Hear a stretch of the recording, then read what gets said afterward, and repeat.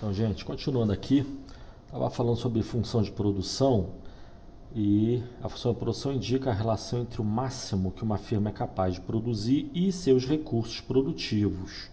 E em economia, normalmente se agrupa os diferentes recursos produtivos ou fatores de produção disponíveis aí para uma pessoa ou para uma firma em dois grandes grupos, que é o grupo do capital e o grupo do trabalho. O capital é o conjunto de bens de capital, que são meios de produção não humanos disponíveis à atividade produtiva, né? Ou, mais especificamente, o capital representa o valor financeiro dos bens de capital de uma companhia, tá? De outro lado, nós temos o trabalho, que é o conjunto do, das horas de trabalho, né? É, disponíveis para a produção e diferentes tipos de trabalho, né? No caso, a gente vai considerar capital, a unidade de medida de capital, simplificadamente vamos pensar que é uma máquina, né? Então, uma empresa que tenha 100, um capital igual a 100, ela tem 100 unidades de máquinas. Para simplificar, e no caso do trabalho, a gente considera que a unidade de medida são horas de trabalho. Mas em ambos os casos, logicamente, isso é apenas uma simplificação, né? Existem diferentes bens de capital. Na economia, diferentes empresas possuem diferentes bens de capital e também diferentes tipos de trabalho, né? Você pega uma empresa de programação, um Google, o trabalho dele principalmente é o de programador de computador, né? Mas tem outros trabalhadores lá dentro, né?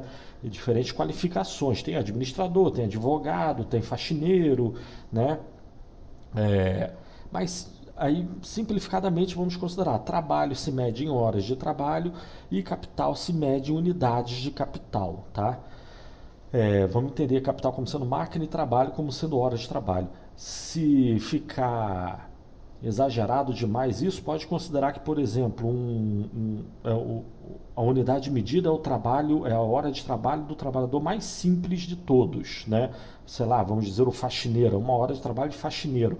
Aí você tem um trabalhador que é mais complexo e o salário é mais elevado, considere que a hora de trabalho de um trabalhador mais complexo é um múltiplo da hora de trabalho desse trabalhador mais simples, né? Então, uma hora de trabalho de um faxineiro é equivalente a uma hora. Já uma hora de trabalho de um programador, digamos, é equivalente a 4 horas de trabalho do faxineiro, né?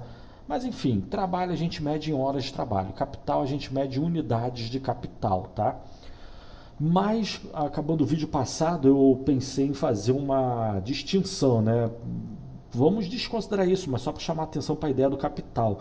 Vamos dizer que você tem duas companhias, vamos dizer a companhia CSN, Companhia Siderúrgica Nacional, uma siderúrgica, vamos dizer que ela tem um capital de 10 bilhões de reais. O capital é o valor financeiro. Aqui a gente vai considerar como números de máquinas, né? Para simplificar, mas na verdade é o valor financeiro. Esses 10 bilhões de reais representam o valor financeiro dos bens de capital da CSN. Mas vamos dizer que tem uma outra companhia, vamos dizer a JBS, que é aquela de pecuária, né? de carne, que vende carne, a Friboi, né? E digamos que ela também tem um capital de 10 bilhões de reais. Os 10 bilhões de reais da Friboi é o valor financeiro dos bens de capital da Friboi. Só que a Friboi, a JBS, possui outros bens de capital que são bem diferentes dos bens de capital da CSN, né? Sobre inúmeros aspectos, né? CSN tem uma matéria-prima da CSN é carvão, é minério de ferro, ela tem um altoforno.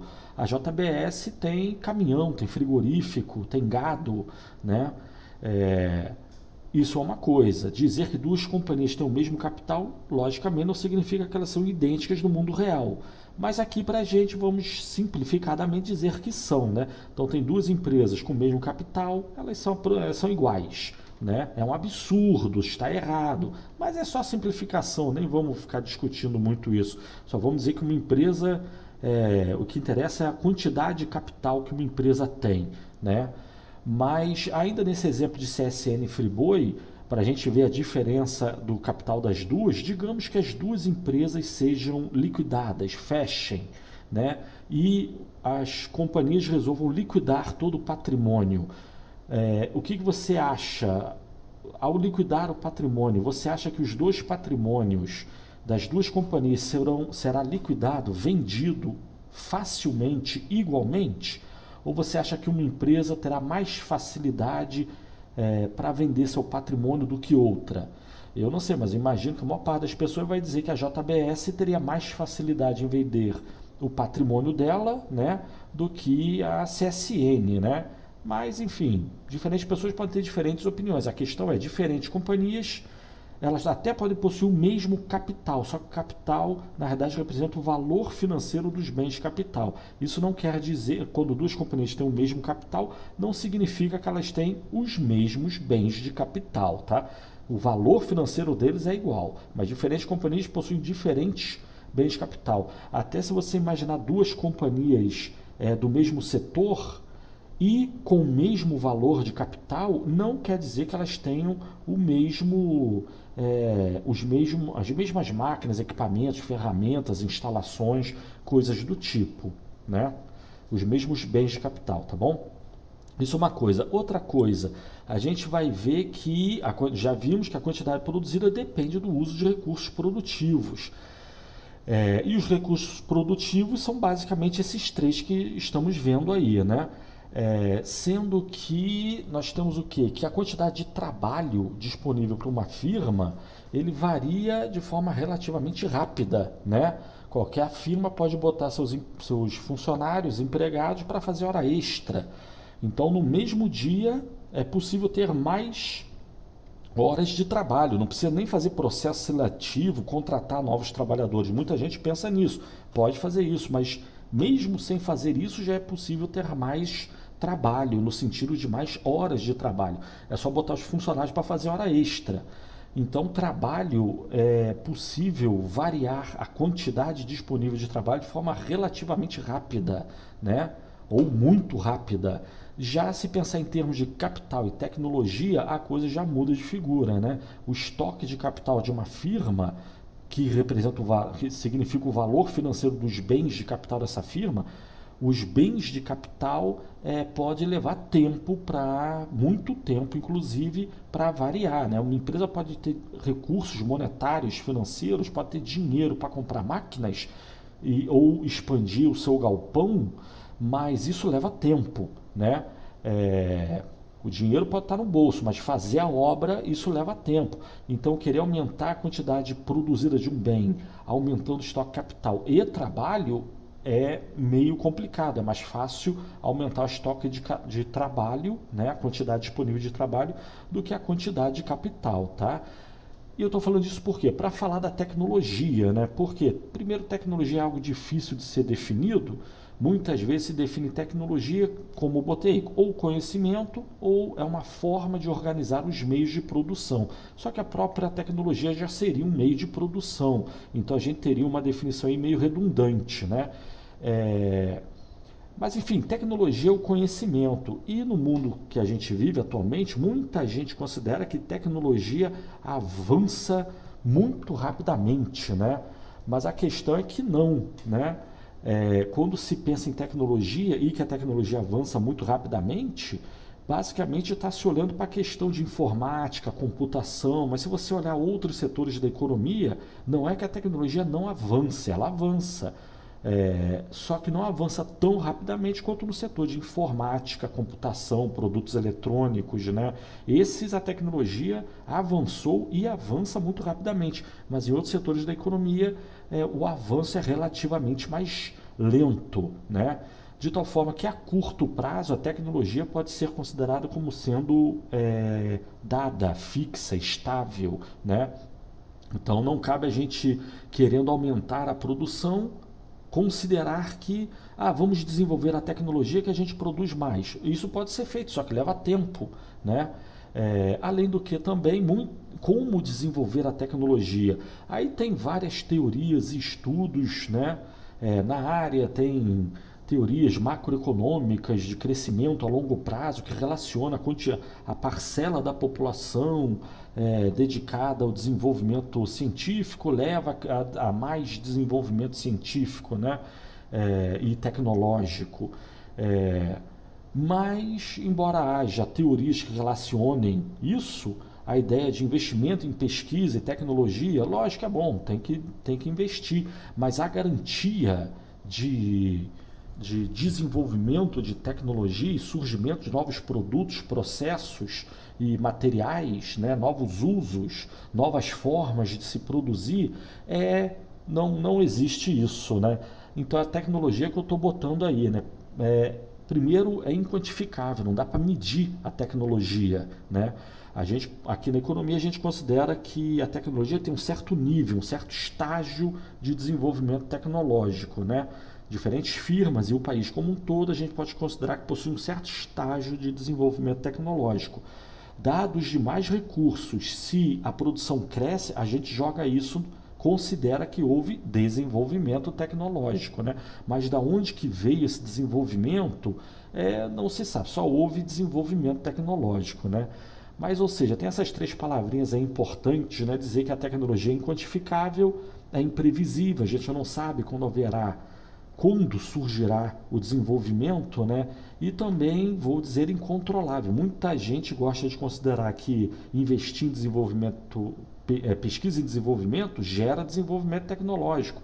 Mas então me dá a relação entre um e outro aí, para R$ 1 bilhão investidos, quanto aumenta a tecnologia? Primeiro, já falei que é inquantificável. Se é inquantificável, a gente pode saber que tem uma tecnologia melhor, mais avançada, né? Mas não dá para medir a tecnologia. Por consequência, ter a relação entre despesa em pesquisa e desenvolvimento e desenvolvimento de tecnologia, essa relação é fraca, é frágil, né? Não há garantias desse resultado, né? Mas, enfim, tecnologia é algo inquantificável, imprevisível, incontrolável e aqui na economia o que interessa mesmo no que diz respeito à tecnologia é o impacto da tecnologia sobre a economia, especialmente sobre a atividade de produtores privados, né, sobre a atividade econômica e especialmente no que diz respeito à redução de custo, né? Então tudo que vem a reduzir custo é avanço tecnológico é o que reduz custo, né? Se você tem um avanço tecnológico que eleva custo, então isso não é avanço tecnológico, você está prejudicando a sua companhia, né? Nem tudo que reduz custo é avanço tecnológico, mas todo avanço tecnológico leva à redução de custo, né? E tecnologia abrange diversos diferentes aspectos, né? De novo, muita gente pensa em questão de programação, computação, software, né? Hardware, mas a tecnologia engloba diversos outros aspectos, né? Questões administrativas, legais, né? Gerenciais, isso tudo faz parte da tecnologia, né? Mas enfim, é algo difícil de quantificar a tecnologia. E a respeito do que eu falei sobre o desenvolvimento tecnológico impactar redução de custo e produtividade da economia, a gente tem uma proposição, vou dizer clássica, né? Não é muito antiga, mas a gente tem essa frase aí do famoso Robert Solow, que ganhou o Prêmio Nobel de Economia em 1987, e lá em 87, tudo bem, é antigo, mas é bem atual, né? Ele falou, vê-se computadores em toda parte, menos nas estatísticas de produtividade. E o que ele quis dizer? Que a gente está vendo muita tecnologia, avançando tecnologia, só que a produtividade em diferentes setores da economia não estão acompanhando esse desenvolvimento do setor aí de informática, computação e coisas do tipo, né? Ou seja, há enorme evolução na informática, sim, mas isso está virando ganho de produtividade na mesma proporção em outros setores?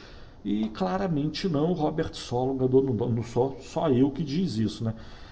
Robert Solow ganhou do Nobel de Economia, né? E podemos até falar do desenvolvimento da agricultura brasileira. Muita gente aponta, né? Hoje o Brasil produz mais grãos e mais produção agrícola numa área menor. Se a gente pegar os últimos 30 anos, né? Essa estatística é fácil de ver na internet. Se você buscar, você vai ver a produção agrícola brasileira cresceu, mas relativamente a área plantada diminuiu, né? É, esse argumento é sempre levantado aí pelos ruralistas e pessoas que defendem o agronegócio, né?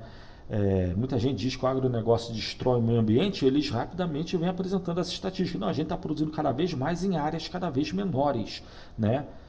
Mas se isso é verdade ou não, eu acho que é verdade, mas o principal é o ganho de produtividade da agricultura brasileira nos últimos 30 anos não passa perto do avanço tecnológico do setor aí de informática e computação, né?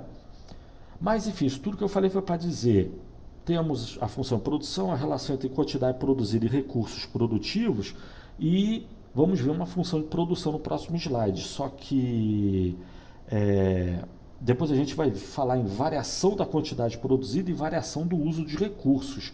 Mas um recurso que pode variar rapidamente é trabalho. Os demais recursos, capital e tecnologia, eles são mais lentos e difíceis de variar, tá? Mas ficamos por aqui agora. Valeu, tchau.